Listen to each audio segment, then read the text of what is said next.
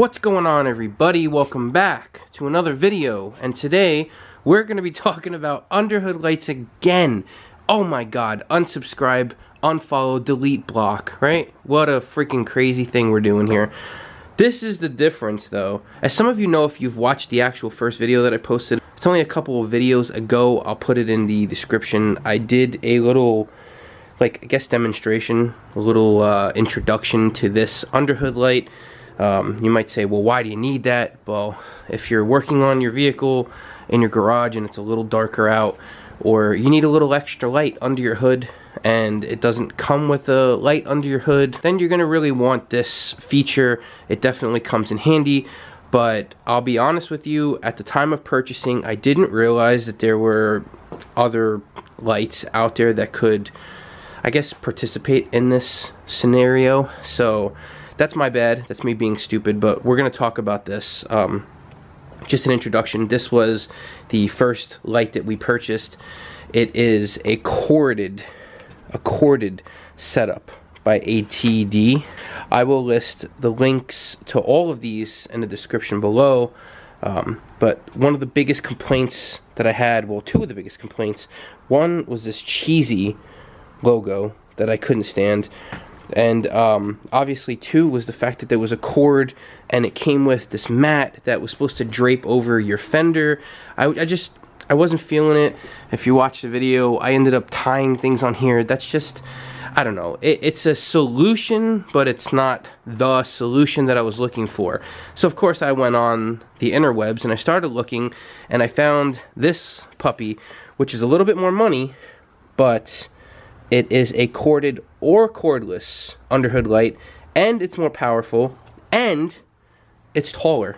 So there's just a lot going on for this bad boy. To me, I could use this on a wider variety of vehicles. To me, I could use this corded or cordless. Now, I probably won't ever use this corded unless I'm knee-deep in the middle of something and the battery drains. Now, all that aside, we're going to talk about the other reason why this is cool. Look at how much nicer the finish looks without those gaudy stickers that we were forced to deal with here. I mean, it's just this clean, industrial type look. The unit itself feels pretty stout, but the cool part about this, I can't even place this down. One of the cool parts is they do give you a ton of cable, but I like this effect. There's a quick release on the actual cord. So if this was plugged in and something snagged on it, you would actually have security.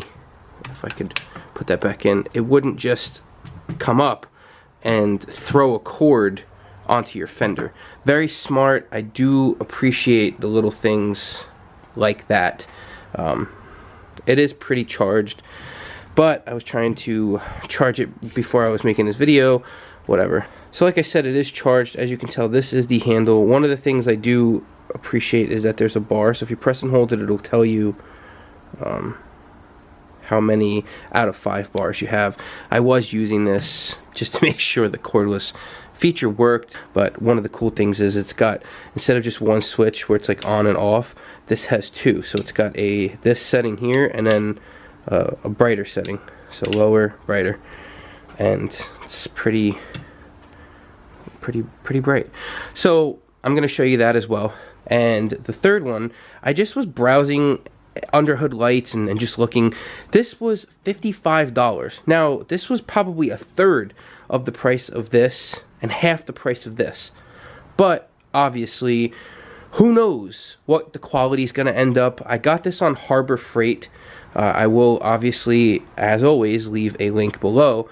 Now I'm going to demonstrate in a second why this looked pretty unique to me, other than the fact that this is also a cordless, but it's pretty compact and it's got a part of the design which I actually kind of really like. I'm going to demonstrate, but it also has shatter resistant lenses. The beam distance is pretty good, and supposedly it's got a 7-hour runtime. I'm certain that the 7-hour runtime is going to be on low, so we'll see, but it's got a high-low setting. And real quick, let me just show you, this is low and that's high. So it does have quite a bit of power, but what I'm going to do is, now I don't have the kitty cat, obviously. You all know, if you pay attention, that that's not here. So it's the perfect chance to film a video like this where I could probably get all 3 lights on this hood. This isn't the type of vehicle where I'm going to stress about scratching or scuffing anything. So it's the perfect vehicle to give a little bit of a test. So I'm going to attach everything, make sure everything's hooked up, and we're going to talk about the pros, the cons, and what I like about each one. I have a feeling already that the third light we just saw, the little baby one, this is going to be a little bit of a I'm going to have to be creative here to attach it, but you'll see why I like it, and it should work for what we need. But let's jump into it. Let's just see where it takes us. Okay, so as you can see, we have 2 already hooked up. These are the easy ones. This is not a problem. Let's talk about this. As you can see, there are no hooks. So how do you do it? On each end of this specific unit, the actual cheaper one, there are 2 ways to mount. There are magnets, and there's a hook that comes down and can swivel as many times as your little heart desires, which is a very handy thing. But that's not all. That's not all the ends of this thing can do. This has an end that can screw off, okay? And now there's a coiled up cord inside. So I don't know, are you getting hyped yet? Because I'm a little bit hyped. Now this might be the cheapest one, but I actually really like this for many reasons. I am using this a little bit more just because I feel like I could beat it up more. When it comes to working on my actual car, I'm probably going to stick with the newer one, the larger one, the cordless one. But this is definitely a cool one. So basically what you could do is have the cord out if you can't hook it the normal way, and now you have a chance of dangling. So you can either dangle in a magnet fashion, or you can dangle by a hook. So mounting wise, this has a few things going for it. So now you got the issue, where do you mount it? The only solution to that problem is going to be magnetized, either on the inside or hook on holes. So I don't know how we want to go about this. So basically on the other side, you know, you take that off, right? So I say, because it's an older vehicle, we're gonna go magnet, and magnet feels pretty sturdy. But the problem we're gonna have is it's, I don't know, this is kind of sketch. Yeah, the magnet's not, it's not really, this whole setup's not really wide enough.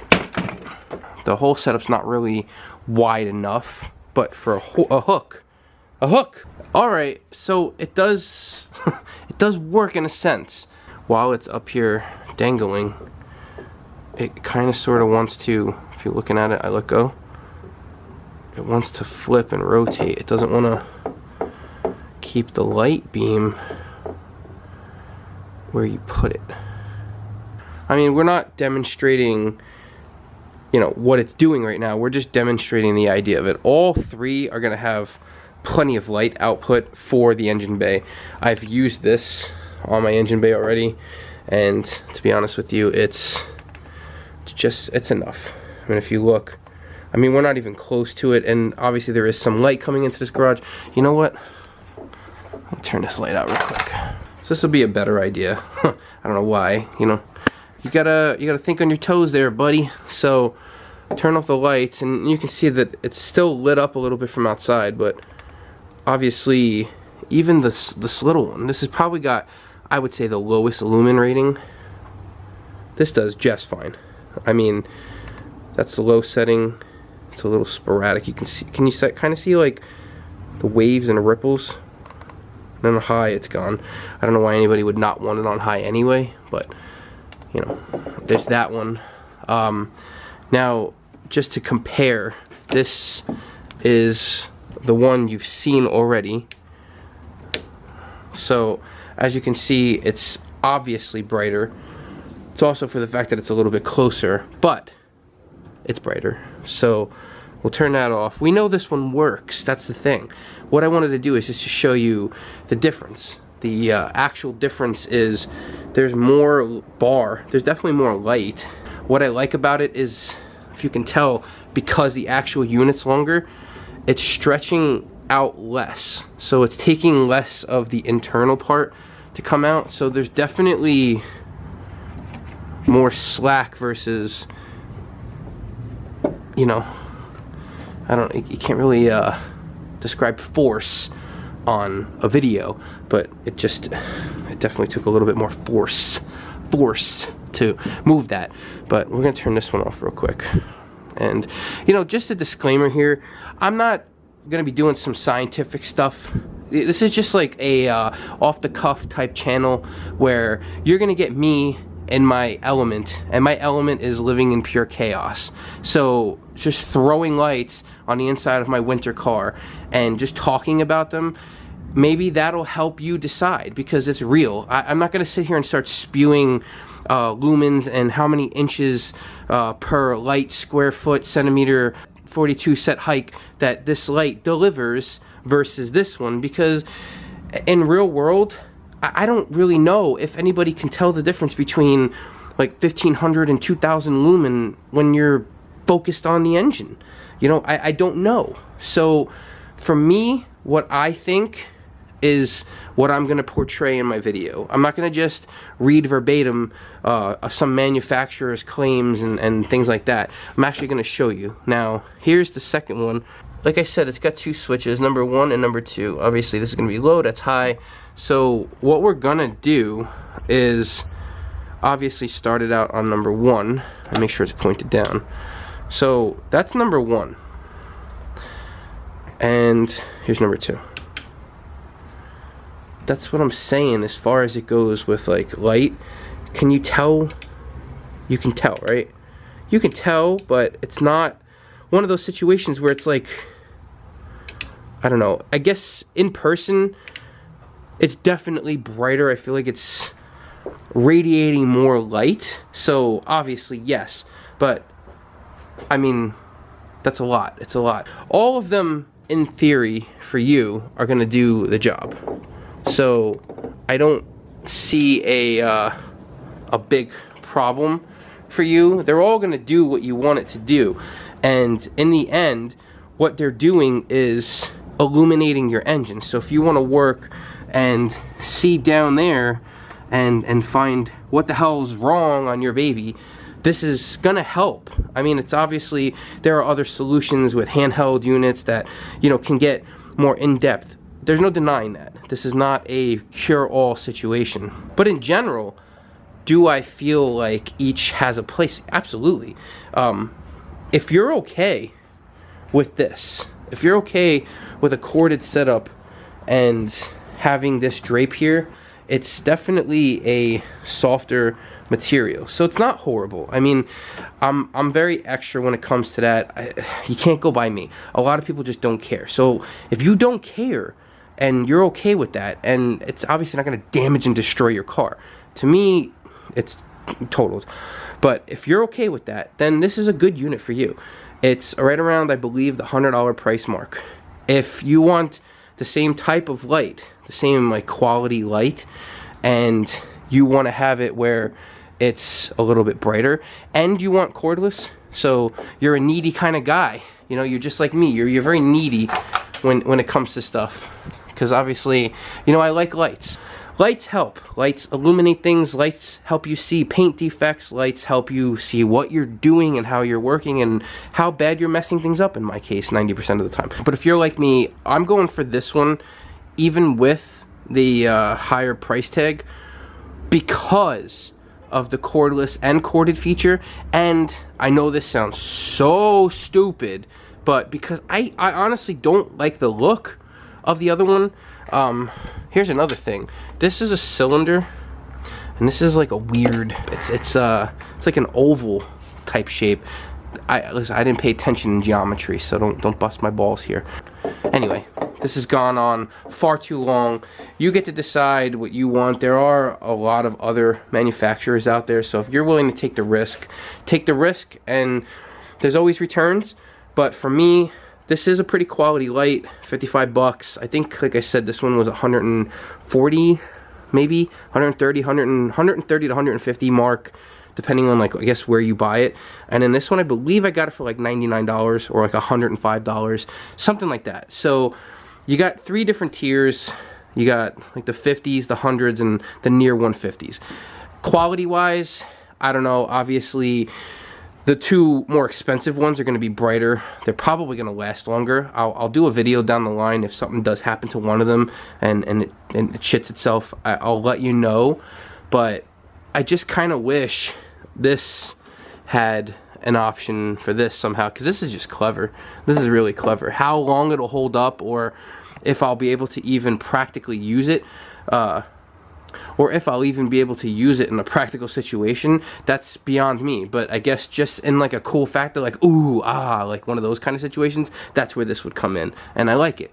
This one, same thing, really cool. I like that it's a longer setup, so I'm putting less strain on the actual, you know, distance the hooks have to travel. And this one, the OG, still good, serves its place. Like I said, I'll probably sell it to a friend, but maybe I'll just do something really stupid and just keep all 3. Anything's possible. You know this channel if you are a subscriber. If you're not a subscriber, please, truly, honestly, consider subscribing.